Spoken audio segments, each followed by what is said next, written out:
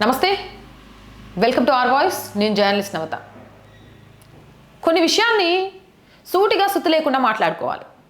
లౌకిక దేశం, సెక్యులర్ దేశం అంటే చాలామంది నాకు ఫోన్ చేస్తున్న వాళ్ళనో క్వశ్చన్ అడుగుతున్నా. ఇప్పుడు మీరు రాళ్ళు కొడుతుంటే మేము మౌనంగా కూర్చుంటే సెక్యులర్లమా? మీరు దేవాలయాల్లోకి వచ్చి విగ్రహాలను కాలుతో దంతుంటే కూడా చూస్తూ ఊరుకుంటే సెక్యులరిజమా? అలాంటి విషయాలను చెప్తే ఫోన్లు చేసి బెదిరిస్తారా? మరి మీరు చేసే ఘాతకానికి ఏం చేయాలి? అసలు ఫస్ట్ నేను అడుగుతున్నా, తప్పు చేసిన ఒక ముస్లిం వ్యక్తి పేరుతో సహా నేను చెప్తూ వీడియోలు చేస్తున్నప్పుడు అదే వర్గానికి చెందిన వాళ్ళు లేదా హిందువులుగా ఉన్న సుడో సెక్యులర్లు ఫోన్లు చేసి మాట్లాడుతున్నారు. ఏ రోజైనా మీ ముఖాలు బయటకు వచ్చి కబీర్ అనేటోడో, అఖ్తర్ అనేటోడో, అహ్మద్ అనేటోడో చేసింది తప్పు అని ప్రతిఘటించిర్రా? అక్కడ లేవని మీ గొంతులు ఇక్కడ లేస్తున్నాయి అంటే మీది మతం అనే స్వార్థమా లేదా దేశం ధర్మం కోసం ఈ ఛానల్ చేస్తున్న తప్పిదమా? ఎందుకు మాట్లాడుతున్నానంటే ఒక్కొక్కళ్ళకి ఎంత ఒళ్ళు బలుపంటే కర్ణాటకలోని దేవర బీసానహల్లిలోని వేణుగోపాల స్వామి ఆలయంలో ఈ నెల 28న ఒక దిగ్భ్రాంతి ఘటన వెలుగులోకి వచ్చింది. బంగ్లాదేశ్కి చెందిన కబీర్ అనే వ్యక్తి చెప్పులు ధరించి గర్భగుడిలోకి ప్రవేశించిండు. అంతేకాదు, దేవతా విగ్రహాలను కాలుతో తన్ని మందిర ప్రాంగణాన్ని ధ్వంసం చేసిండు.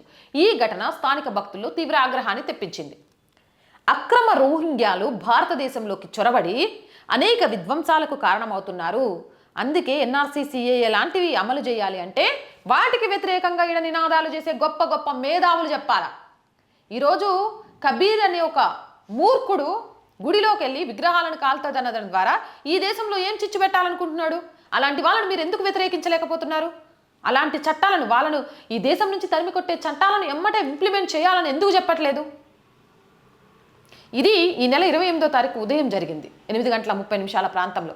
అక్కడ ప్రత్యక్ష సాక్షులు చెప్తుంది ఏంటంటే కబీర్ ఉదయం మతపరమైన నినాదాలు చేసుకుంటూ ఏకంగా వేణుగోపాల స్వామి ఆలయంలోకి ప్రవేశించిండు. ఓ దుకాణపు యజమాని ఈ విషయాన్ని చెప్పిండు. అంతేకాదు, దేవాలయంలోకి ప్రవేశించి మెడికల్ ముందు ఉన్న గణేశుడి ఫోటోను కర్రతో కొట్టాడని, దీంతో స్థానికులు తీవ్ర అభ్యంతరాలు వ్యక్తం చేశారని పేర్కొన్నారు. నిజంగా చెప్తున్నా, ఇలాంటి వాళ్ళని చూస్తే ఆ చెట్టు కట్టేసి అరగుండు గీసి అంతకంటే ఘోరంగా ఊరేగించాలి అనిపిస్తుంది. నిన్నేమన్నాడు గణేశుడు? ఏ రోజైనా సర్వే జన సుఖినో భవంతు అని మేము మంత్రాలు చదవడం తప్ప మా హిందువులు మాత్రమే బాగుండాలి, హిందువులు కాని వాళ్ళంతా కాపీర్లు అని చెప్పినామా? అసలు ఎవర్రా నిజమైన కాపీర్లు? ఎవరు? అరే, దేశంలో ఇంకెవ్వడు ఉండకూడదు, మేము మాత్రమే ఉండాలి అని కోరుకునేటోడు కాదు కాపీరు. అవునా కాదా? అక్కడితో ఆగలేదు. ఒక పక్క నుంచి వినాయకుని విగ్రహాన్ని కర్రతో కొట్టుకుంటూ మరో పక్క నుంచి తన మతానికి అనుకూలంగా నినాదాలు చేస్తూ దేవాలయం వైపు వచ్చాడని అక్కడ స్థానికులే చెప్తున్నారు. దేవాలయం దగ్గరికి చేరుకున్న తర్వాత గరుడ స్తంభంపై రాయి విసిరి ఆపై నూనె సీసాను తీసుకొని చెప్పులతోనే ఏకంగా దేవాలయంలోకి ప్రవేశించాడు. ఆ తర్వాత విగ్రహాన్ని తన్ని అపవిత్రం చేశాడు. ఇది కాస్త వ్యాపించడంతో స్థానికులు దేవాలయానికి చేరుకున్నారు. కబీర్ను అక్కడికక్కడే పట్టుకున్నారు. అంతేకాకుండా చెట్టుకు కట్టేసి కొట్టారు. ఆ తర్వాత పోలీసులకు అప్పగించారు. పోలీసులు చికిత్స నిమిత్తం ఆసుపత్రికి తీసుకెళ్లారు. దేనికి సార్ ఆయనకు చికిత్స? బతికేం చేయాలా? మళ్ళీ ఏదో ఒక దాంతో బెయిల్ మీద బయటకు వచ్చి ఇంకో ఆలయం మీద చేయాలా? తీసుకెళ్లి దెబ్బలతో కట్టగట్టి ఆ బంగ్లాదేశ్ బార్డర్ అవతల ఇసురుగొట్టక. ప్రాథమిక దర్యాప్తులో కబీర్ బంగ్లాదేశ్ నుంచి అక్రమంగా భారతదేశంలోకి ప్రవేశి ఉండవచ్చునని తెలుస్తోంది. విచారణ సమయంలో అతను బంగ్లాదేశ్ పౌరుడని తెలిపారు. అధికారులు ఇప్పుడు అతని గుర్తింపు మరియు నేపథ్యాన్ని మరింత ఆరా తీస్తున్నారు. ఈ ఆరాలు తీసి ఆడికి సేవలు చేసి శిక్ష ఎప్పుడు పడాలా? అట్లా వెంటనే శిక్ష పడకపోతే ఇలాంటి కబీర్ లాంటి వాళ్ళు పుట్టగొడుగులాగా పుట్టుకొస్తున్నారు. ఈ పైత్యానికి మందే లేదా? వీళ్ళకు విరుగుడే లేదా? అర్థం కావట్లే. మరి మీరేమనుకుంటున్నారు? మీ అభిప్రాయం ఏంటి?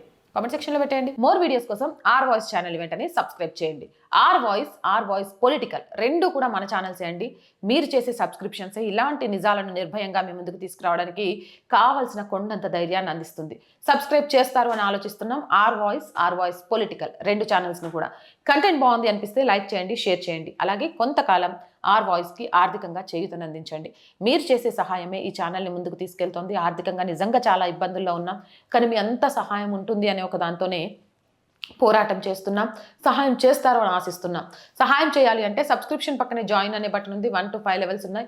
ఏదో ఒక లెవెల్లో సపోర్ట్ చేయండి. లేదా స్క్రీన్ మీద గూగుల్ పే, ఫోన్పేతో పాటు అకౌంట్ డీటెయిల్స్ ఉన్నాయి. మీకు తోచిన సహాయాన్ని అందించవచ్చు. వ్యాపార ప్రకటనల కోసం 8328 500 576 నెంబర్ని సంప్రదించండి. జై హింద్, జై భారత్.